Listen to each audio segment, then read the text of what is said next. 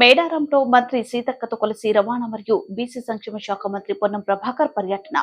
మేడారం జాతరకు వచ్చి ఆర్టీసీ బస్సుల పార్కింగ్ ప్రదేశాలను మంత్రి సీతక్కతో కలిసి పరిశీలించిన మంత్రి పొన్నం ప్రభాకర్ పార్కింగ్ ప్రదేశాల నుండి అమ్మవారి దేవాలయం వరకు ఆర్టీసీ బస్సులో ప్రయాణం చేసిన మంత్రులు పొన్నం ప్రభాకర్, సీతక్క మేడారం జాతరకి వచ్చే బస్సులు వెళ్లే పార్కింగ్ స్థలాలు, బస్ షెల్టర్లు, క్యూ లైన్ వార్డులు, ఆర్టీసీ ఉద్యోగుల షెల్టర్లు మంత్రి పొన్నం ప్రభాకర్ కి వివరించిన ఆర్టీసీ ఎండీ సజ్జనార్, ఇతర ఉన్నత అధికారులు. అనంతరం సమ్మక్క సారలమ్మకి నిలువెత్తు బంగారాన్ని సమర్పించిన మంత్రి పొన్నం ప్రభాకర్, అమ్మవార్లను దర్శించుకునే ప్రత్యేక పూజలు చేసిన మంత్రి పొన్నం ప్రభాకర్ ఈ రోజు ప్రతిష్టాత్మకమైన తెలంగాణ బిల్లు ప్రవేశపెట్టిన ఫిబ్రవరి 13 నాడు సమ్మక్క వారు వనం నుండి జనంలోకి వచ్చారు.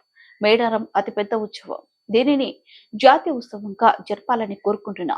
జాతీయ ఉత్సవానికి అన్ని అర్హతలు మేడారం జాతరకు ఉన్నాయి. జాతీయ ఉత్సవంగా జరుపుకుంటే దేశానికి గర్వకారణమన్నారు. ఈ నెల 21 నుంచి 24 వరకు జరిగేటువంటి శ్రీ సమ్మక్క సారలమ్మ మహాజాతరకు రాష్ట్ర వ్యాప్తంగా ఉన్నటువంటి భక్తులను, అదేవిధంగా వివిధ ప్రాంతాల్లో, ఇతర రాష్ట్రాల్లో కానీ ఇతర దేశాల్లో కానీ ఆ తల్లులకు భక్తులుగా ఉన్నటువంటి వారందరికీ కూడా మనస్ఫూర్తిగా స్వాగతం పలుకుతా ఉన్నాం. ఈ ప్రాంత బిడ్డగా, ఈ ప్రాంత ప్రజాప్రతినిధిగా, అదేవిధంగా రాష్ట్ర మంత్రిగా కూడా, రాష్ట్ర ప్రభుత్వం నుంచి కూడా ప్రతి ఒక్కరిని 21 నుంచి 24 వరకు దేవతలు గద్దెల మీద ఉంటారు, ప్రజల్లో ఉంటారు. 2 ఏళ్ల తర్వాత వనంలో నుంచి జనంలోకి వస్తున్నటువంటి మహాఘట్టం ఫిబ్రవరి 21 నుంచి 24 వరకు జరుగుతుంది. కాబట్టి ప్రతి ఒక్కరిని కూడా మరి మనస్ఫూర్తిగా స్వాగతిస్తా ఉన్నాం. మిగతా జాతరలకు, మిగతా ప్రాంతాలకు ఇక్కడ ఒక పెద్ద కానీ రూపాయి ఖర్చు లేకుండా దేవుడి దగ్గరికి నేరుగా ప్రవేశించేటువంటి అవకాశము, మరి సామాన్యులకు కూడా దర్శించుకునేటువంటి అవకాశం మన సమ్మక్క సారలమ్మ దగ్గర ఉంది. అదేవిధంగా మరి ప్రకృతిలో విలీనమై ప్రకృతి దేవతలుగా విరాజిల్లుతూ భక్తుల యొక్క కోరికలను పొంగు బంగారంలా తీరుస్తున్నారు. కాబట్టే మారుమూల అటవీ ప్రాంతంలో, మన ములుగు జిల్లాలోని మరి మారుమూల అటవీ ప్రాంతంలో వెలిసినటువంటి సమ్మక్క సారలమ్మ దగ్గరికి వివిధ రాష్ట్రాలతో పాటు వివిధ దేశాల నుంచి కూడా భక్తులు, వాళ్ళకు సమాచారం తెలియక కూడా కొంత ఇబ్బంది పడుతున్నటువంటి పరిస్థితి. దానికోసం మేము పదే ఫిబ్రవరి 21 నుంచి 24 వరకు ఈ జాతర జరుగుతుంది. కాబట్టి ఈ జాతరకు అందరూ కూడా రావచ్చు. ఎలాంటి కుల, మత, ప్రాంత వివక్షతలు లేదా తేడాలు, మరి వేరే భిన్నమైనటువంటి ఆలోచన లేదు. ప్రకృతి వనదేవతల ముందు అందరూ కూడా భక్తులే అని సందర్భంగా మేము ఆహ్వానిస్తూ ఉన్నాం. ఎందుకంటే ఒక్కొక్క నమ్మకం ఒక్కొక్క రకంగా ఉంది. ఇక్కడ తెలంగాణ ప్రాంత ప్రజలందరూ కూడా మరి 2014లో తెలంగాణ ఆవిర్భావం, ఆ మహాఘట్టం ఇక్కడ సమ్మక్క గద్దెల వనంలో నుంచి జనంలోకి వచ్చినప్పుడు మనం అందరం కూడా ఇదే ప్రాంగణంలో ఉన్నాం. మీడియా సోదరులు కానీ, జాతర నిండు జాతర ఆ రోజు, అంటే బిల్లు పార్లమెంట్లో ప్రవేశించబడ్డ రోజు. కాబట్టి అంత మహిమలతో పాటు చాలామంది మేమందరం కూడా ఇక్కడ నుంచే మొక్కుకొని, ఇక్కడ అనేక మంది మరి ఉద్యోగులు జాతర అనంతరం ప్రమోషన్ల మీద వెళ్ళినటువంటి వాళ్ళు ఎవరికి కూడా, అంటే వృత్తి ధర్మంలో ఉన్నటువంటి వాళ్ళకు, మీకు కానీ ఉద్యోగులకు కానీ ప్రజాప్రతినిధులకు కానీ ఎలాంటి నష్టం జరగకుండా 1 కోటి మందికి పైగా భక్తులు వస్తే అందరూ అలసిపోకుండా పనిచేసేటువంటి గొప్ప ఆరోగ్యం కూడా ఈ ప్రాంతం నుంచి ఆ తల్లుల యొక్క దీవెనలతో మనం పొందుతూ ఉన్నాం. అయితే ఈ జాతర నిర్వహణకు ఒపీనియన్స్ కూడా, పబ్లిక్ ఒపీనియన్స్ కూడా మేము తీసుకుంటా ఉన్నాం. ప్రతి రివ్యూలో ఎక్కడెక్కడ మనకు నెగిటివ్ పాయింట్స్ ఉన్నాయి, ఎక్కడెక్కడ మనం బాగా చేయాలనేది. ఇంకా మనకు తక్కువలో తక్కువ ఒక 14 రోజులు మాకు టైం ఉంది. 10 అనేది బార్డర్, కొద్దిగా నేషనల్ హైవే తోటి కొంచెం ఇబ్బంది పడుతున్నమాట వాస్తవం. ఇంకా కొంచెం కాంట్రాక్టర్లు ఎక్కడెక్కడో పాత బిల్లులు చేసి అక్కడ బిల్లు రావాలి, ఇక్కడ బిల్లు రావాలని కొద్దిగా డిలే చేస్తే ఆ కాంట్రాక్టర్ని అవసరం పక్కన పెట్టి వేరే వాళ్ళతో కూడా మేము వర్క్ చేయిస్తున్నటువంటి పరిస్థితి. కాబట్టి ఏమి ఇబ్బంది లేకుండా ఇప్పటికే దాదాపుగా లక్షలాది మంది భక్తులు మీరు చూస్తూనే ఉన్నారు.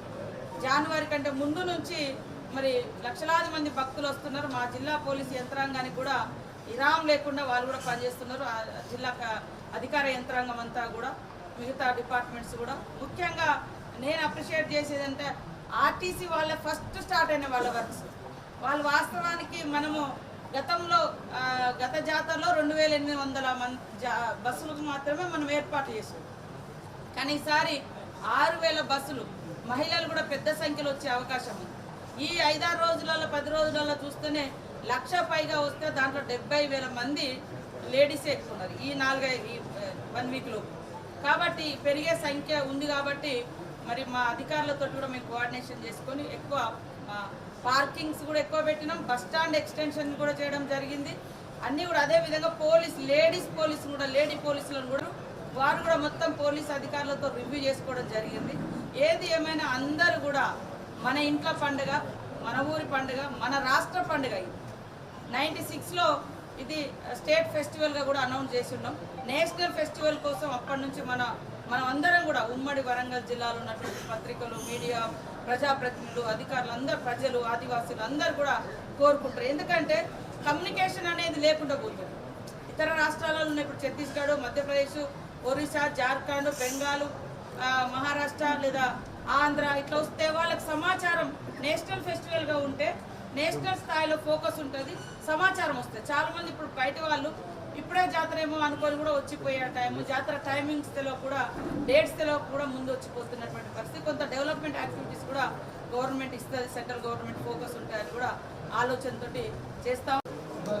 ఈరోజు ప్రతిష్టాత్మకమైనటువంటి అందులో తెలంగాణ రోజు నుంచి పెట్టుకుంటే ఇవాళ ఆ తెలంగాణ ఇచ్చిన కాంగ్రెస్ పార్టీ అధికారంలోకి వచ్చిన తర్వాత జరుగుతున్న ఈ ఉత్సవాల్లో ఎక్కడ కూడా ప్రజలకు ఇబ్బంది కలగద్దని రాష్ట్ర ప్రభుత్వము, జిల్లా యంత్రాంగము, అధికారులు అందరి సహకారంతో ఈ పెద్ద ఉత్సవాన్ని ఘనంగా జరుపుకోవడానికి నిర్ణయం చేయడం జరిగింది.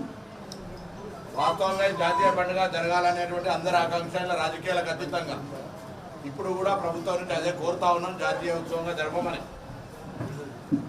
మిగతా జాతీయ ఉత్సవాల కంటే ఏం తక్కువ కాకుండా జనం వచ్చేటువంటి ఈ జాతరను జాతీయ ఉత్సవంగా జరిగితే దేశానికే గౌరవం, మనం అందరం కూడా ఈ గిరిజన దేవతల్ని గౌరవించుకున్నట్టుగా భావిస్తా ఉన్నాం. ఈ సందర్భంలో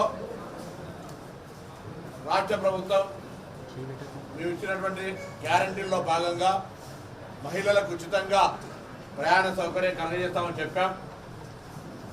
అప్పటికి సన్నద్ధంగా లేకున్నప్పటికీ ప్రభుత్వ నిర్ణయం ప్రకారంగా ఆర్టీసీ యాజమాన్యం 70% ఉన్నటువంటి ఆర్టీసీ కార్మిక, డ్రైవర్, క్లీనర్లు అందరూ మిగతా అడ్మినిస్ట్రేటివ్ స్టాఫ్ యొక్క కృషితోటి విజయవంతంగా ఇప్పటికి కూడా దాదాపు 14.5 కోట్ల మహిళా ప్యాసింజర్లను వివిధ గమ్యస్థానాలకు చేర్చడం జరిగింది.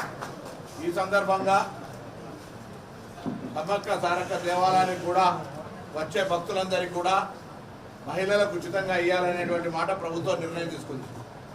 అటువంటి అప్పుడు సంఖ్యాపరంగా పెరిగేటువంటి అవకాశం ఉంది. ఇప్పుడే మా ఆర్టీసీ ఆర్ఎం గారు చెప్తా ఉన్నారు, ఇప్పటికే జాతర ఇంకా 15 రోజులు ఉండగానే 1,10,000 మంది ప్రయాణం చేస్తే 70,000 మంది మహిళలు, 40,000 మంది పురుషులు. సో ఈ పరిస్థితి అంచనా వేసుకున్నప్పుడు గౌరవ మంత్రి గారిని జిల్లా రివ్యూ, ఈ సంబంధించిన జాతర రివ్యూ సందర్భంగా కూడా అందరూ చీఫ్ సెక్రటరీ గారితో పాల్గొన్నటువంటి సందర్భంగా క్రౌడ్ మేనేజ్మెంటు, ఆర్టీసీ పరంగా తీసుకోవాల్సిన చర్యలకు సంబంధించి ఆర్డబ్ల్యూఎస్, పబ్లిక్ హెల్త్ శాఖ ఇవన్నీ కూడా ఎక్కడెక్కడ కార్యక్రమాలు యథావిధిగా కొనసాగుతూ ఉన్నాయి. రవాణా రావడం పోవడానికి సంబంధించిన విషయంలో కూడా శాంతి భద్రతలకు సంబంధించి పోలీసు కానీ ఇతరత్ర సీనియర్ అధికారులు కూడా తీసుకోమని చెప్పినాం. ఈ విషయంలో మొత్తం జిల్లా మంత్రిగా పూర్తిగా బాధ్యతలు తీసుకొని ఇక్కడ వ్యవహారం చేస్తుంది. ఒక్కసారి మేము మా కార్యక్రమాలను సమీక్షించుకొని మేము చేస్తూ చెప్పడానికి ఇక్కడికి వచ్చాం. తర్వాత 16వ తేదీ నాడు మళ్ళీ ఇక్కడ యొక్క ఆర్టీసీ బస్ క్యాంపును, ఏదైతే క్యాంప్ ఉందో ఆ క్యాంపును కూడా ప్రజలకు ఉపయోగంలో తీసుకొచ్చే విధంగా ప్రయాణము, టికెట్లు, స్పెషల్ బస్సులు నడవడం, ఆపరేషన్ అంతా కార్యక్రమాన్ని కొనసాగిస్తారు. దయచేసి మీరందరూ కూడా పాజిటివ్ యాటిట్యూడ్, ఏదైనా ఇబ్బంది ఉంటే అధికారుల దృష్టికి తీసుకురండి. దాని పరిష్కారం మేము అందరం కలిసి చేద్దాం. ప్రజలకు ఇబ్బంది కలగకుండా ఉండే విషయం లోపల నేను ఇటు పాత్రికేయులను, ఈ చుట్టుపక్కల గ్రామాల ప్రజలందరూ కూడా ఎక్కడైనా బస్సు పక్కకు జరగాల్సి వస్తే, ఇబ్బంది వస్తే, ఏదైనా ఇష్యూ ఉంటే అందరూ సహకరించమని ఆర్టీసీ తరఫున, ఈ ప్రభుత్వం తరఫున మిమ్మల్ని అందరూ కూడా విజ్ఞప్తి చేస్తాం.